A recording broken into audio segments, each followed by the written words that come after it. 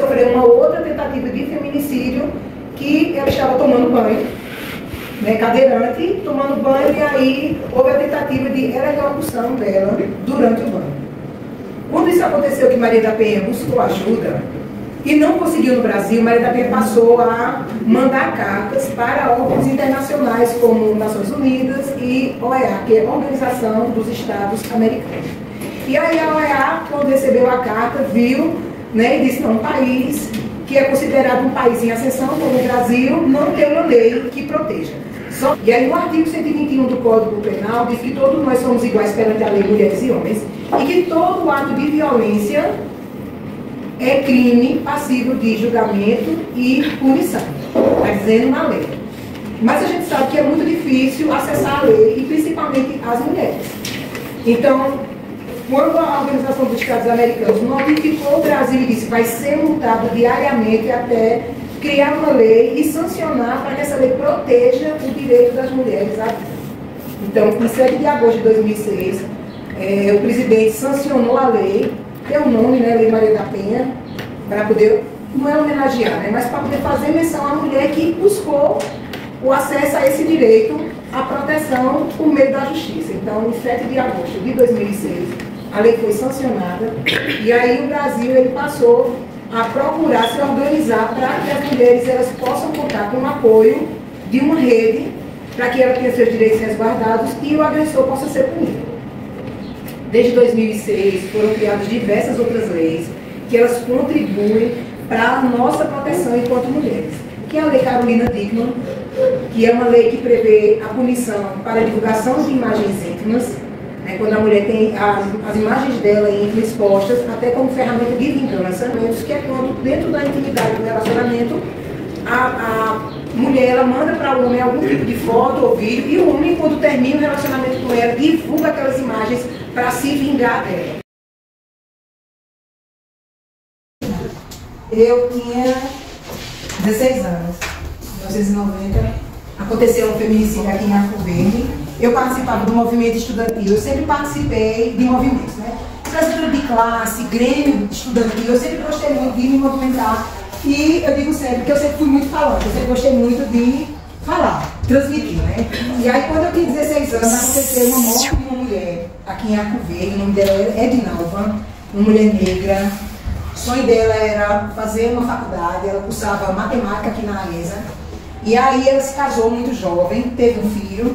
Só que ele era muito violento, ela era uma mulher negra, linda, simpática, cheia de carisma, e ele, um cara com um poder aquisitivo maior que o dela, um homem branco, de posse, né, que não suportou aquela mulher querer estudar e ser simpática, as pessoas elogiarem, porque ela vivia sorrindo, porque ela, da loja que ela trabalhava, ela era a pessoa que mais tinha clientes, e aí ela, de tanto apanhar, ela decidiu pedir ajuda. Em 90 não existia delegacia da mulher, não existia nem órgão, então ela foi contar para a mãe dela. E aí a mãe dela disse: não, meu filho, eu não criei filho nenhum para poder apanhar ou morrer na mão de marido. Pode se separar dele e vir para minha casa. E aí, em 4 de fevereiro de 1990, a Edinalva recebeu, na véspera, dia 3, uma mensagem, né, o irmão dele foi até ela e disse que ele queria ver o menino, porque ela tinha um filho, né, o Édipo, na época. E aí ele queria ver o filho, e eles estavam construindo uma casa aqui por trás do senador Vitorino Freire, aqui na rua da faculdade, ali no Erém.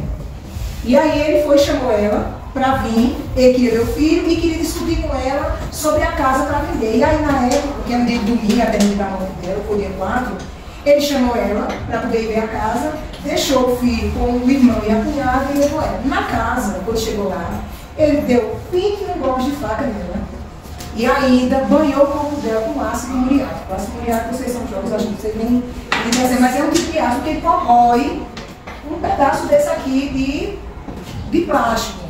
Quando ele matou ela, que banhou ela com ácido muriático, a característica dela era sorrir, ela vivia sorrindo. O que foi que ele fez? Ele abriu a boca dela e despejou ácido muriático na boca dela para corroer o quê? Os dentes dela. Que para ele, o que mexia muito com ele, deixava ele inseguro, era o quê? Era ser simpático. É um crime de misoginia. Se hoje, naquela época existisse feminicídio, estava qualificado. Entendeu? Porque foi um crime violento, intencional e com retoques de crueldade. E aí, na época, Teve um movimento em Arco Verde, foi 6 de janeiro, 6 de fevereiro, e aí Arco Verde ele parou. As escolas fecharam, as escolas que existiam, o comércio parou, e todo mundo foi para a rua aqui com cartazes, com faixa, pedindo para que Arco Verde tivesse uma delegacia da mulher e que o crime contra a Edinalva fosse investigado. Para a gente poder entender, a partir dessa época eu já comecei. Eu saí do movimento estudantil e passei a militar, que a gente diz que a gente milita, no movimento de mulheres, né? Então, desde esse ano que eu passei a militar, eu era jovem, eu ainda não tinha autonomia, eu não podia participar efetivamente do movimento. Mas desde essa época que eu realmente comecei a caminhar e fazer essa fala. Então, jovem, eu acho que eu tenho 23 anos, foi em 2017, o que mais realmente me chocou, né? Ela já sofria violência por parto, o cara também era jovem, e ele cometeu violência com ela de forma reiterada. Ele ia com arma na unidade, quando ela saía dos filhos, uma das meninas até com microcefalia, e quando ela ia na unidade básica, ele ia para frente da unidade básica, porque ele não acreditava que ela tinha ido com as crianças para o médico, e ele simplesmente ia para lá, levantava e dava 3, 4 quilos para cima. Ele ia na casa, ele pegava ela, ele batia, era uma coisa assim terrível. E aí um dia ela decidiu pedir ajuda. Quando ela pediu ajuda a gente, na época era coordenadoria da mulher, a gente fez o acompanhamento dela, e quando chegou na delegacia, que ela ia prestar o boletim, quando ela ia finalizando, o sistema da delegacia saiu do ar. E ela não conseguiu fazer o registro. Na época estava tendo a festa do agricultor, lá em Caraíbas. E aí uma quinta-feira, que foi isso de festa, ele foi na porta da casa dela, usando a desculpa de que queria dar a pensão das meninas, e pediu para chamarem ela. Quando ela saiu de casa, ele estava armado, e aí ele pegou, ameaçou ela e obrigou ela a entrar no carro, e levou ela, sequestrou, né? Mesmo que ele tivesse filhas e tivesse relacionado com ela, esse é sequestro. E aí ele levou ela para uma serra, aqui de Arco Verde, distante, obrigou ela a ficar nua, e passou a bater nela e torturar ela. Ele batia, pegou uma pedra grande e ele simplesmente começou a bater no rosto dela. Que a gente diz que esse crime é um crime contra a mulher mesmo, que são os crimes simbólicos. Destrói dente, destrói o rosto, corta cabelo. Ele cortando o cabelo dela, metendo pedrada nela, deixando ela toda marcada, que ele fumava, né? Deixando ela, queimando ela com cigarro. E simplesmente ficou sem notícia. A mãe dela, no outro dia, entrou em contato comigo, 5 horas da manhã, tinha passado a noite, ele foi buscar ela, foi sequestrar ela 7 da noite, mais ou menos. E aí, no outro dia, de 5 da manhã, a mãe dela entrou em contato comigo, disse que ela tinha sido levada à força por ele, que ele passou a noite todinha torturando a menina, a vítima, e torturando a mãe psicologicamente, porque ele ligava para a mãe e agredia a filha para a mãe ouvir. Estava no viva voz e agredia ela pedindo socorro, e não me mate, não me mate. E aí a gente fui para a delegacia de manhã, né, procurar ajuda da Polícia Civil na época. E aí, quando eu cheguei na delegacia, quando a gente fala que, vamos supor, em Arco Verde, que é uma cidade do interior pequena, a gente não pensa em sequestro, a gente não pensa em tortura, o povo pensa que não existe, né? E aí, o delegado, quando eu vi, o delegado olhou pra mim, aí fez o quê? Uma mulher sequestrada em Arco Verde, aí começou a rir, né? Já começou a rir. Começou a rir. Aí eu disse, não, doutor, ela foi sequestrada, ela pediu assim, para eu fazer o boletim e expliquei a ele. Aí ele foi, chamou os outros policiais. E disse, olha, dona Micheline, aquele amigo, veio dizer que uma mulher foi sequestrada em Arco Verde.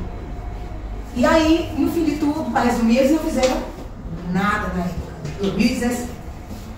Eu tenho bons relacionamentos, tenho uma rede que protege mulheres. Aí eu liguei na época para Gleide Ângelo, na época ela era delegada, né, era chefe do departamento de polícia da mulher, e pedi ajuda para ela porque a gente precisava arrumar um meio. Porque eu precisava que a polícia fosse para a serra e procurasse por essa mulher. Quem é que tem poder, quem é que tem autoridade policial? A polícia. Quem é que tem arma? A polícia. Colete de bala? A polícia. Quem pode prender? Polícia. E aí, no fim de tudo, a gente começou a mediar com ele. E aí a cena para mim mais impactante desse caso, eu me lembro, vou me lembrar para o resto da minha vida, até no dia que eu parti. A menina adoeceu aqui, teve microcefalia, a menina chorava muito, e aí ele ligou, fui para casa da mãe dela, umas 7 e 8 da noite.